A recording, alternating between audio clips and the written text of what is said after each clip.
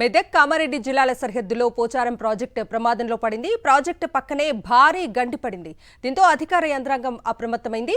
గతంలో ఎన్నడూ చూడని విధంగా పోచారం ప్రాజెక్టు పొంగి పొర్లుతోంది. ప్రాజెక్టుపై నుంచి వరద నీరు పోటెత్తుతోంది. దీనికి తోడు ప్రాజెక్టు కుడివైపున గండి పడింది. దీంతో వేలాది ఎకరాలు పంట పొలాలు నీట మునిగాయి. సమీప గ్రామాల ప్రజలను సురక్షిత ప్రాంతాలకు తరలించారు.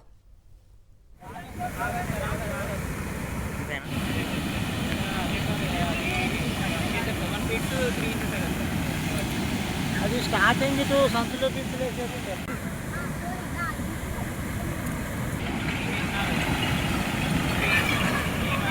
కింద రైతులు అన్నీ పోతున్నాయి.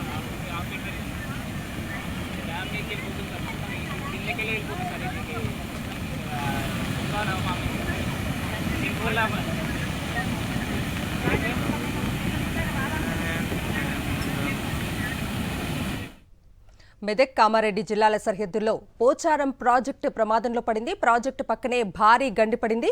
ప్రస్తుతం ఇదే అంశానికి సంబంధించి అప్డేట్స్ అందించడానికి మా ప్రతినిధి విష్ణు లైవ్ లో జాయిన్ అవుతున్నారు. విష్ణు,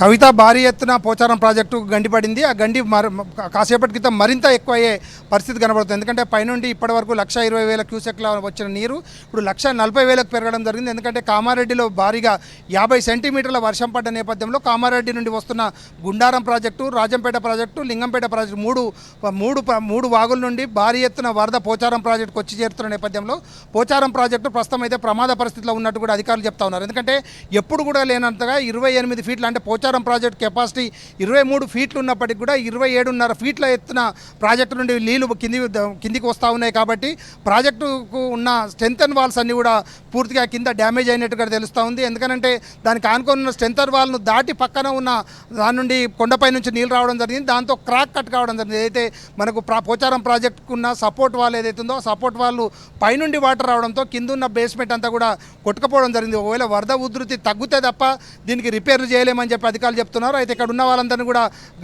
ఏదైతే పోచారం ప్రాజెక్టు పరివాహక ప్రాంతమైన జక్కనపేట, సర్దెన, అట్లాగే పాపనపేట మండలంలో ఉన్న కొన్ని గ్రామాల్లో ఉన్న వాళ్ళందరినీ కూడా సేఫ్ ప్లేస్లోకి వచ్చి మెదక్ జూనియర్ కాలేజీకి తరలిస్తున్న పరిస్థితి కనబడుతుంది.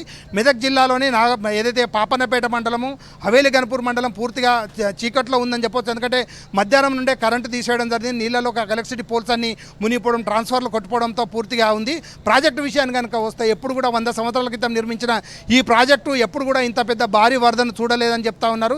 ఈ వరద తాగటికి ప్రాజెక్టులో ఉన్న 6 గేట్లు కూడా కొంత డ్యామేజ్ అయి ఉన్నాయి. కాబట్టి వాటన్నిటి నుంచి కూడా వాటర్ కిందికి పోయే పరిస్థితి కనబడతా ఉంది. అయితే పోచారం ప్రాజెక్టు ఎక్కువ వాటర్ వస్తే పక్క నుండి వదిలే నీరు కెనాల్ ఏదైతుందో దాన్ని కూడా రిపేర్ల నేపథ్యంలో దాని నుండి కూడా నీళ్లు బయటకు పంపే పరిస్థితి లేదు. కాబట్టి పోచారం ప్రాజెక్టు అయితే భారీ గండి పడిన నేపథ్యంలో ప్రమాదంలో ఉంది.